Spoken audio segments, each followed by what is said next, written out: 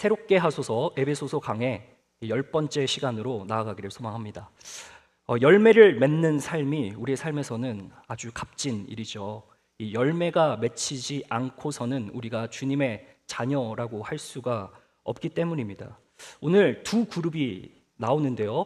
바로 자녀와 부모, 그리고 주인과 이 하인, 이 두 관계에 대해서 이야기를 합니다. 가정과 일터죠. 이 가정과 일터에서 맺는 관계가 사실상 우리 삶에 있어서 열매로 맺혀질 수 있는 가장 중심이 되는 곳이라고 할 수 있겠습니다. 사실 우리가 일터로 가든 가정에 있든 24시간이 이 두 장소라는 곳에서 이루어지는 관계들이기 때문이죠. 5장을 시작할 때 이 사도 바울은 주의 성도들을 향해서 하나님을 본받는 생활을 강조합니다. 그러면서 이 5장 후반부터 시작해서 오늘 본문에 이르기까지 이 세 기본 단위, 이 가정과 그리고 직장, 그 앞서서는 이 부부와의 관계에 대해서 이야기를 하고 있습니다. 가정하면은 우리에게도 다 본받고 싶은 가정들이 있습니다. 가정의 모델들이 이제 우리 앞에 또 TV로 나옵니다. 또 직장 내에서도 우리가 본받고 싶어하는 모델들이 다 있습니다. 그들은 하나같이 다 마땅히 행할 일들을 잘 하기 때문에 우리가 그들을 모델 삼아서 본받으려고 하는 부분이 분명히 있는 것이죠. 방해가 있다면 가정에서는 너무 익숙하다는 거죠.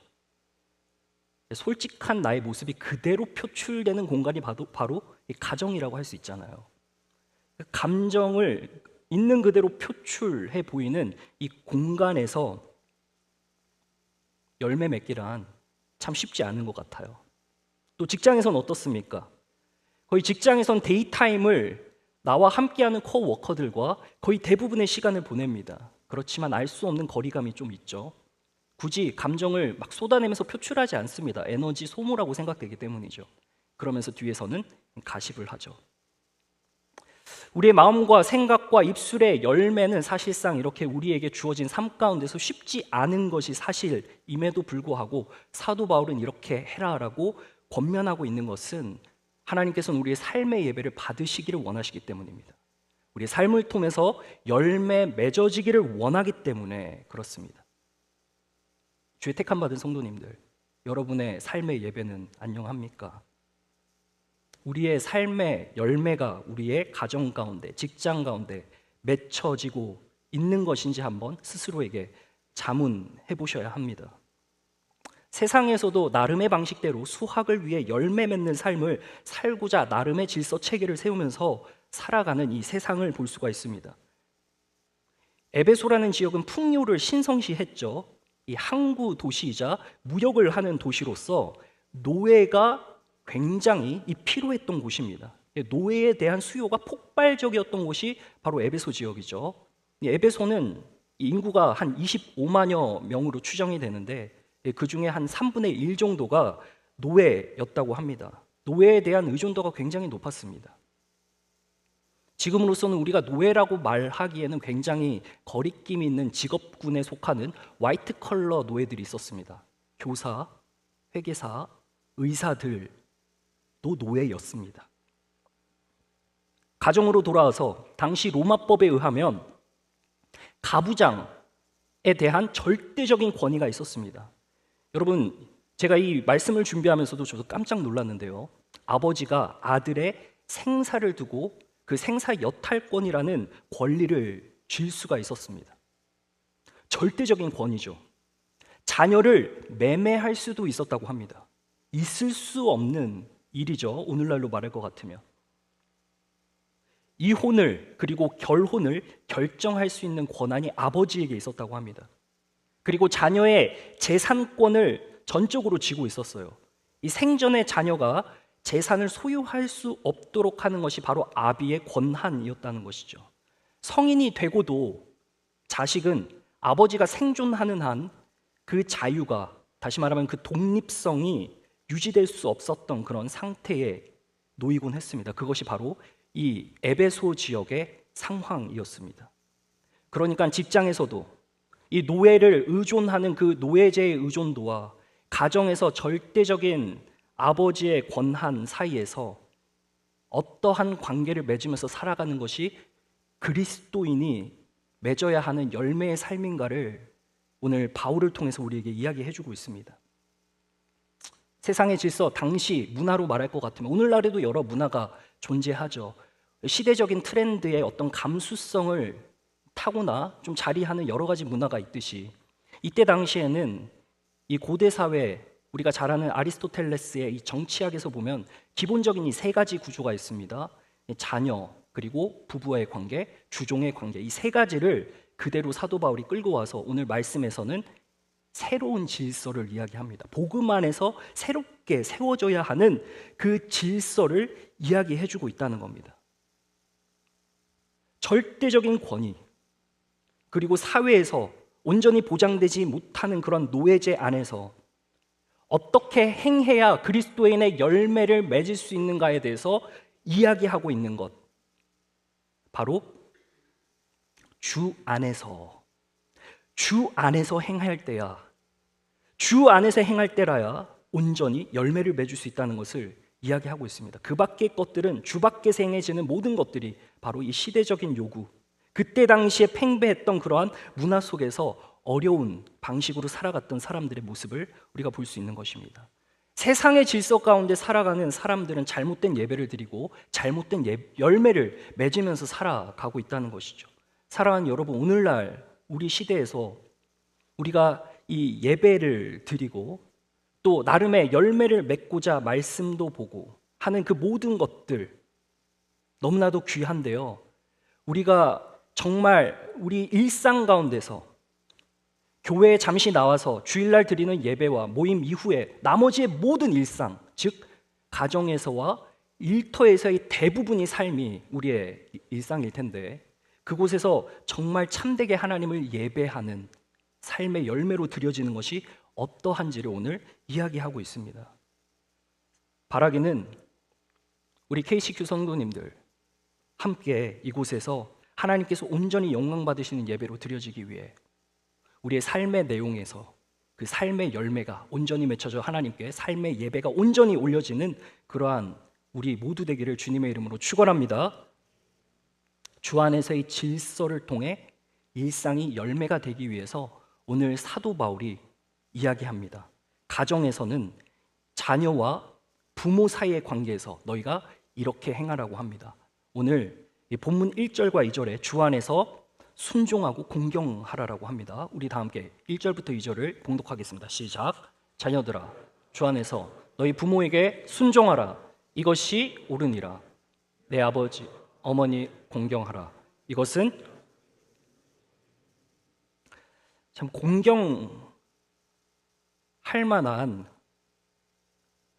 공경할 만해야 이제 순종이 되는 시대를 살아가고 있는 것 같습니다. 노여움을 표출하지 않고서 자녀에게 양육이라는 것이 조금은 힘들어져 가고 있는 시대가 되어 가고 있는 것 같아요.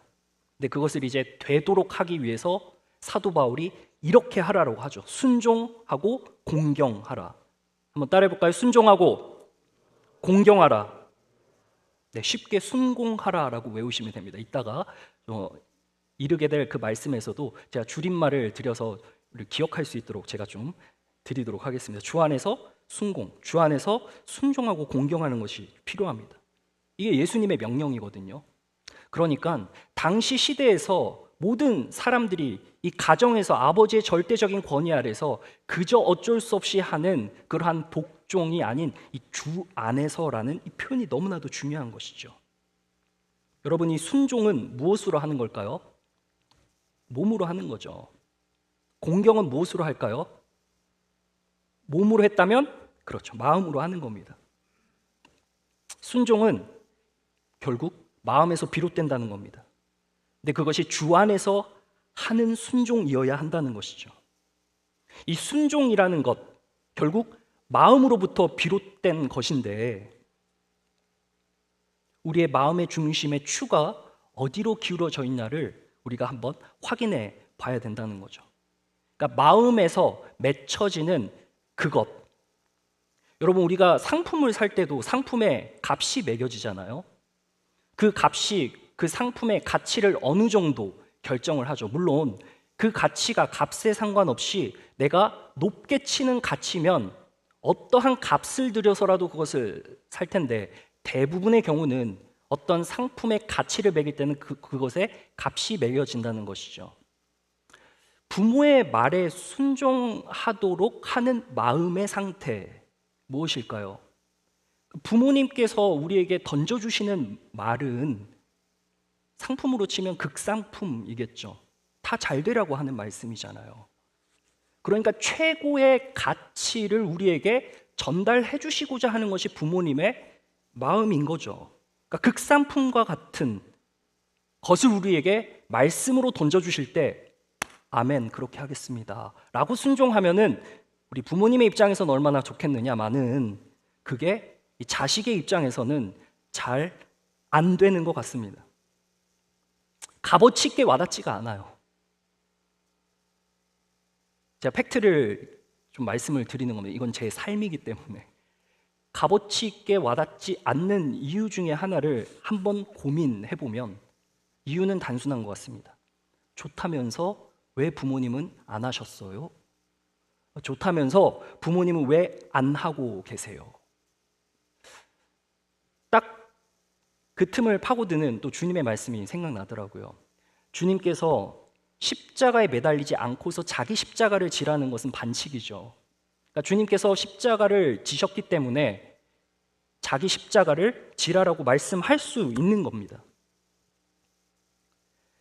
십자가에 매달리신 주님께서 우리에게 십자가를 지고 매달려라까지 말씀 안 하시고 그냥 십자가를 지라 정도까지 이야기하신 거죠. 십자가의 길목에 들어선 성도들, 우리들 얼마나 십자가를 들었다 놨다 하면서 반복되는 그러한 삶을 살아갑니까? 힘들면은 내려놓고 또 은혜 받고 다시 짊어지고, 이것이 삶의 반복이지 않습니까? 예수님의 사랑만이 결국 우리를 온전한 공경과 순종의 자리로 이끌어 가는 겁니다. 어떠한 타의에 의해서 인위적으로 뭔가를 한다고 했을 때는 반드시 유통기한이 있습니다. 온전한 공경의 마음이 생기지 않는다는 것이죠. 주님께서는 매달리셨기 때문에 지라라고 정도 말씀하신 겁니다. 길목에 들어서는 순간 주님의 사랑이 나의 마음을 때리면서 내가 그 사랑 안에 젖어들기 시작할 때 공경의 마음은 자연스럽게 생기는 것입니다. 주의 택함 받은 성도님들, 우리에게 주신 하나님의 그림자와 같은 부모님께 순종하고 공경하는 길은 우리가 주님의 사랑을 온전하게 입을 때 그것이 가능하다는 것을 보여주고 있습니다. 당시에 절대 권위 아래 복종밖에 할 수 없었던 인생, 정말 비참한 그 인생 가운데서 신락 같은 희망은 이 에베소 교회를 타고 흐르는 그 사도 바울의 고고한 외침, 주 안에서 순종하고 공경하라는 겁니다. 공경이라는 이 단어에 조금 더 집중을 해보자면, 이 공경이라는 헬라어 단어는 이 티마오라는 단어를 씁니다. 재미있는데요, 이 티마오라는 단어는 값을 매기다 라는 뜻입니다. 가격을 매기다. 구약에서도 제5계명에 공경하라라고 하는 카베드는 무게를 달다, 가치를 더하다라는 뜻입니다. 공경에는 값이 따르는 겁니다. 그 값을 치르는 것이 이제 순종이겠죠. 야곱의 사랑을 독차지했던 아들이 있죠. 누구이죠? 요셉입니다. 그 요셉 37장 13절 창세기를 한번 보도록 할게요. 한번 읽어주시면 감사하겠습니다. 함께요. 시작. 이스라엘 요셉에게 이르되 내 형들이 세겜에서 양을 치지 아니하느냐, 너를 그들에게로 보내리라. 요셉이 아버지에게 대답하되 내가 그리하겠나이다. 마음에 번뇌가 있지 않았을까요? 평소 자신을 이 사랑하시는 아버지의 독차지의 그 사랑을 독차지하다 보니 형들의 미움을 그대로 고스란히 받고 있었습니다. 아버지께서 현장으로 보내실 때 마음의 번뇌가 있지 않았겠습니까? 형들과의 갈등도 있고 현장의 분위기를 모르시는 것 같은 아버지께서 나를 왜 그리로 보내시나, 그곳에서 내가 어떤 일을 당할지 나도 모르겠는데 하는 그러한 위기의식이 찾아왔을 수도 있습니다. 편안한 순종이 아니었어요. 값을 치르는 순종이었던 거죠. 그 결과는 어떻게 됐습니까? 배신당하죠. 형들이 죽이려고 합니다. 노예로 애굽으로 팔려고 합니다. 거기서 어떤 일을 겪습니까? 감옥에 갑니다. 누명이 씌워졌거든요. 상실된 13년이라는 시간 동안에 이 한마디 내가 그리 하겠나이다라는 순종 때문에 일어난 비참한 결과였습니다. 여러분, 우리는 때로는 손해를 감수하는 선택을 해야 될 때가 분명히 있습니다. 보상이라고 여겨지는 것에는 모두가 달려듭니다. 이 세상의 체계와 질서 안에서는 누구든지 보이는 것에 다 득달같이 달려들게 돼 있습니다. 누구라도 손해를 보는 선택을 하고자 하지 않습니다. 주 안에서 순종하는 것, 즉 공경의 마음으로부터 순종으로 나아가는 것은 쉽지가 않습니다.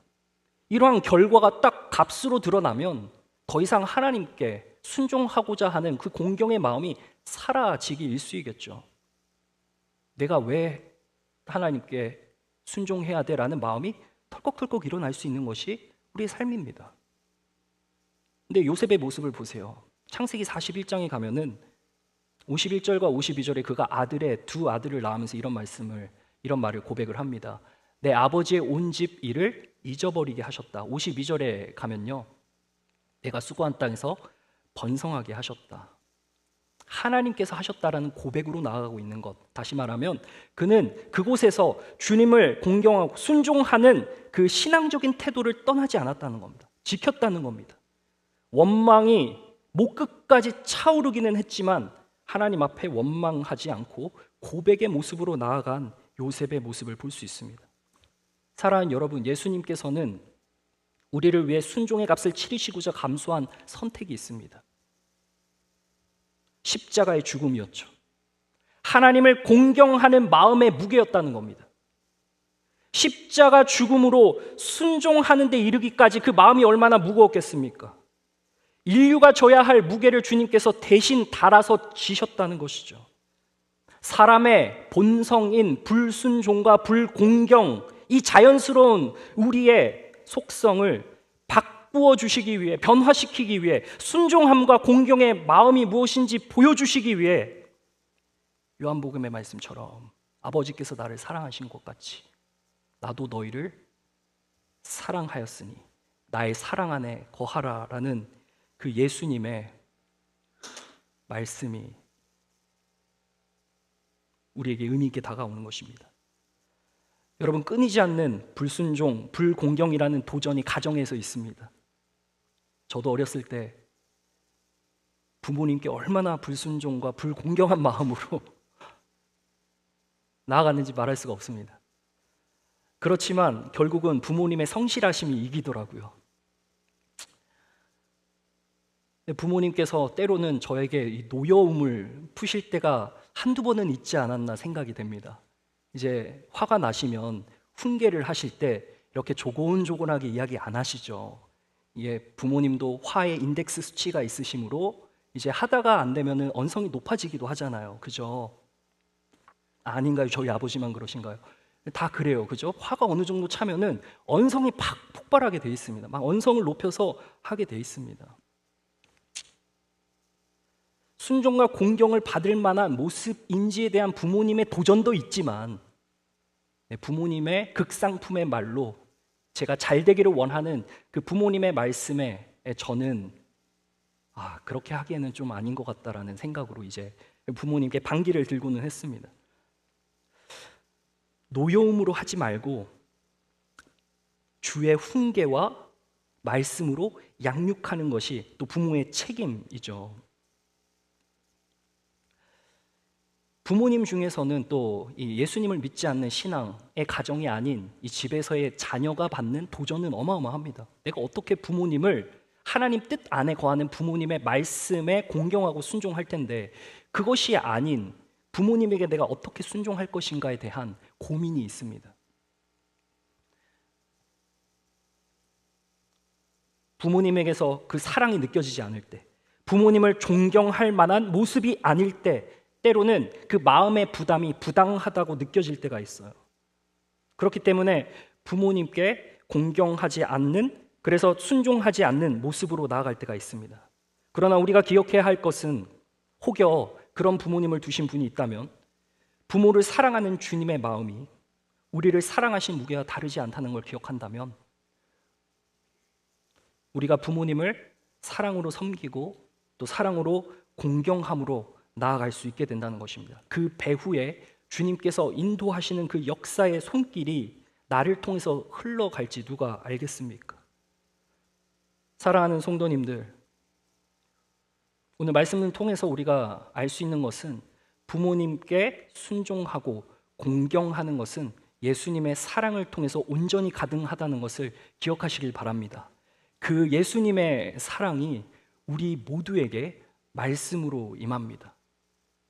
그 말씀의 자리에서 주님께서 채워주시는 그 은혜로 말미암아 우리가 부모님을 섬기고 또 순종할 수 있는 자리로 나아갈 수 있다는 것입니다. 본문 3절을 보시면요, 그 결과가 이렇게 나타나게 됩니다.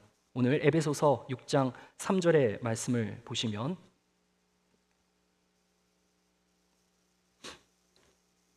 이로써 내가 잘 됩니다. 그리고 땅에서 어떻게 됩니까? 장수한다는 것입니다. 문자적인 의미 그대로 하나님께서 이 땅에서 우리에게 풍요를 허락하시고 길이 살 수 있는 축복을 허락하신다고 합니다. 이에 더해서 우리에게 영적인 풍요로움까지 허락해 주신다는 사실입니다. 여러분, 주님께서 치루신 그 마음의 무게가 우리의 마음으로 흘러 들어올 때 우리는 부모님에 대한 공경이 회복되어지고 부모님에 대한 이 순종함이 가능해진다는 사실입니다. 주 안에서 행할 때 이 맺는 열매가 이런 식으로 드러나는데요, 이것이 이제 가정에서의 모습이었다면 이 직장에서의 모습, 그 일터에서의 모습은 또 다른 것이 있겠죠. 복음의 질서는 가정에서뿐만 아니라 이 직장에서도 적용이 됩니다. 우리 5절에서 7절까지를 한번 읽어보도록 하겠습니다. 다 함께 읽겠습니다. 본문 5절에서 7절까지입니다. 다 함께요. 시작. 종들아, 두려워하고 떨며 성실한 마음으로 육체의 상전에게 순종하기를 그리스도께 하듯 하라. 눈가림만 하여 사람을 기쁘게 하는 자처럼 하지 말고 그리스도의 종들처럼 마음으로 하나님의 뜻을 행하고 기쁜 마음으로 섬기기를 주께 하듯 하고 사람들에게 주 안에서 순종하고 공경했다면 주께 하듯 성실하고 기쁜 마음으로, 다 함께 따라하겠습니다. 주께 하듯 성실하고 기쁜 마음으로, 예수님의 사랑으로 우리가 우리에게 주어진 일을 성실하고 기쁘게 할 수 있다는 겁니다.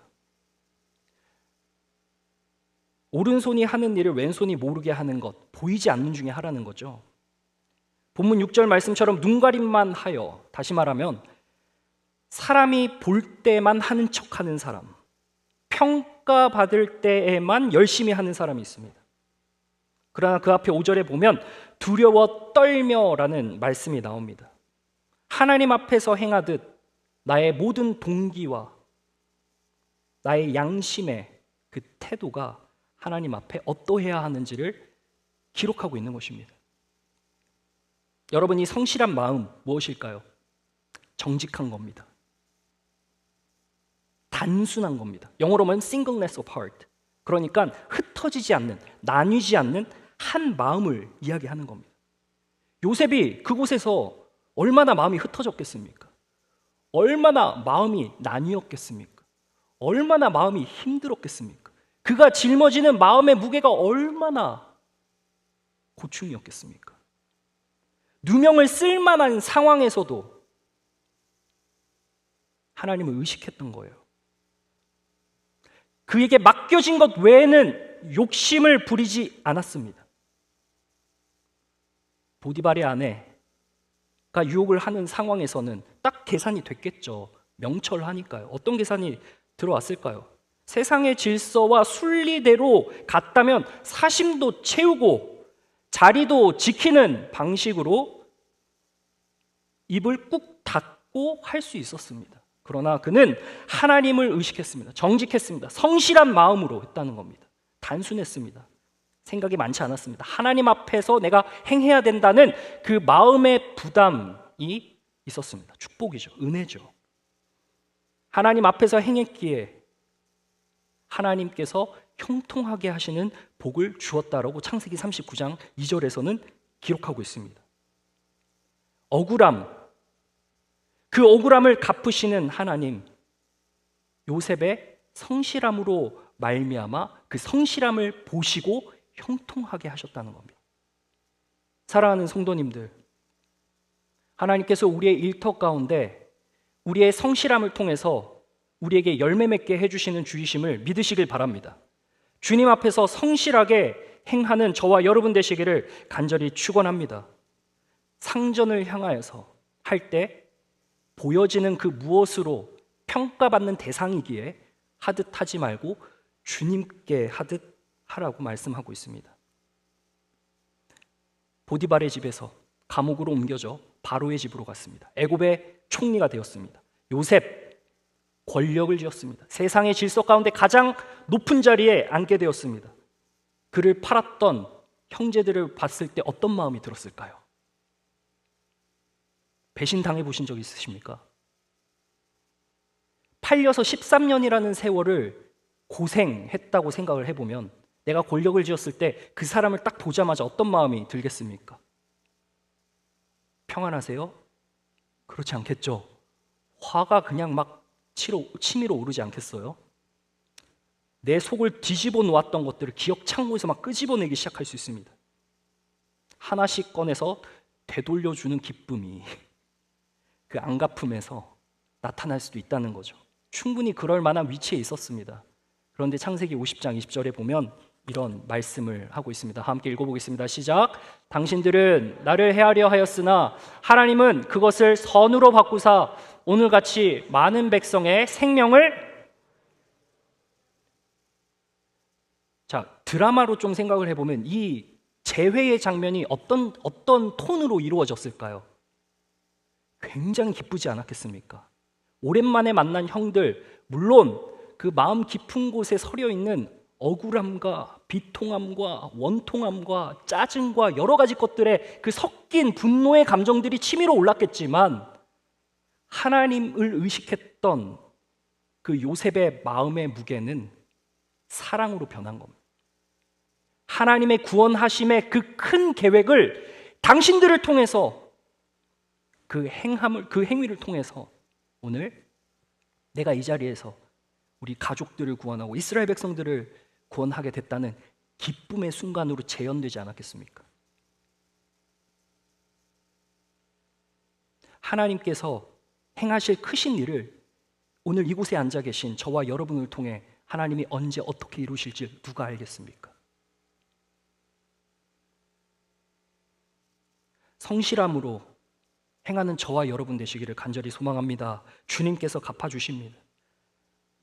우리의 성실함을 통해 구원의 통로가 되는 역할을 감당토록 우리를 불러주셨습니다. 이제 이것을 통해서 우리가 열매 맺는 삶으로 나아가는 겁니다. 억울함이 있지만 기쁨의 날은 반드시 찾아올 겁니다. 이를 기대할 때에 우리가 현재 하고 있는 그 모든 일이 기쁜 마음으로 드려질 수 있게 된다는 것이죠. 사람을 보면 분노하지만 주님을 보면 평안한, 내 마음의 기억의 창고에서는 사람의 잘못을 저장하고 갚아주리라 막 생각하는 그런 것들이 있습니다. 내가 받아야 할 크레딧을 저 사람이 가로챘을 때 열이 받습니다. 돌려주지 않기로 결심하면 주님께서 친히 열어주십니다. 이것이 비밀이죠. 나의 기억 창고가 아닌 하늘의 은혜의 창고가 열리게 될지 누가 알겠습니까? 반드시 그렇게 될 것입니다. 그 손길을 통해 요셉에게 이 7년이라는 풍년이 깃들고 흉년마저 대비할 수 있게 되는 이 지혜의 환상을 열어주셨습니다. 보복의 손을 거둘 때 하나님께서 우리의 손을 복되게 하신다는 사실을 믿는 저와 여러분 되시길 간절히 소망합니다. 그 보복의 손이 품는 손이 되었습니다. 요셉이 형제들을 보자 손으로 그들을 안았습니다. 창세기 45장 4절의 말씀입니다. 에베소서 6장 9절에는 한편 이렇게 기록을 하고 있습니다. 우리 함께 읽어보겠습니다. 다 함께요. 시작. 상전들아 너희도 그들에게 이와 같이 하고 위협을 그치라. 이는 그들과 너희의 상전이 하늘에 계시고 그에게는 사람을 외모로 취하는 일 없는 줄을 너희가 알미라. 아멘. 성실함과 기쁜 마음, 정직함으로 행할 때 이것이 상전에 대한 마땅한 하인의 피고용주의 의무라면, 반대로 높이 있는 높은 직책을 가진 사람, 나보다 상전은 그 위협을 그쳐야 된다라고 이야기를 하고 있습니다.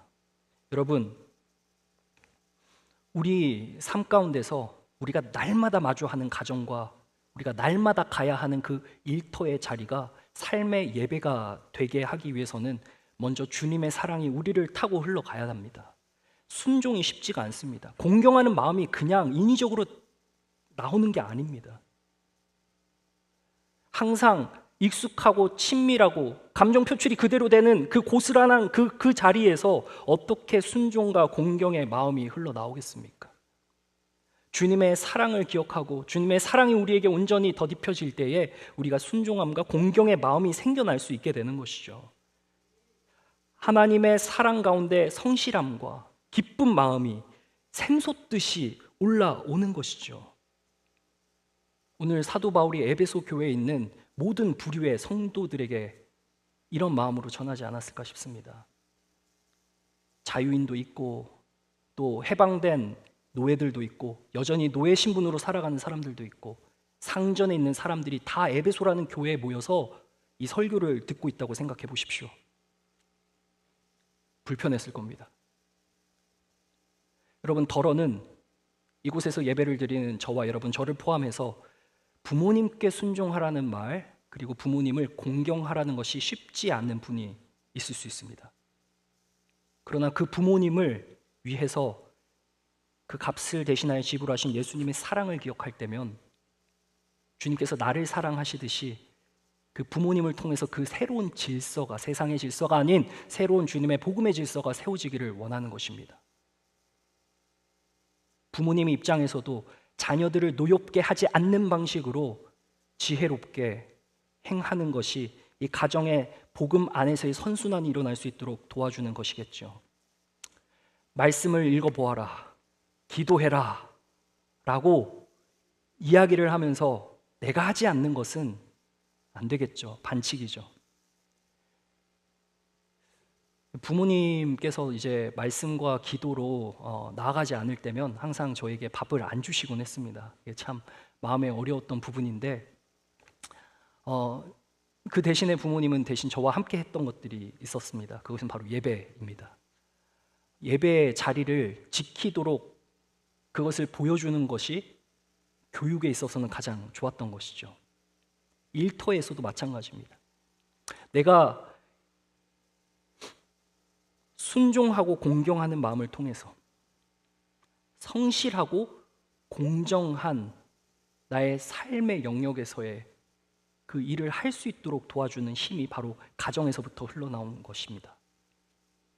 사랑하는 여러분, 우리 교회 공동체 안에서 주님께서 우리에게 허락하신 이 말씀을 우리가 기억하고 우리가 부모를 존귀 여기고 순종하고 공경하기를 간절히 소망합니다. 주님께 하듯이 성실한 마음으로 또 기쁜 마음으로 우리가 대하기를 바랍니다. 상전에게 순종하는 것이 자존심이 상하십니까? 부모님을 공경하고 순종하는 것이 마음이 불편하십니까? 여러분, 오늘 그 마음이 풀어지는 역사가 일어나길 바랍니다.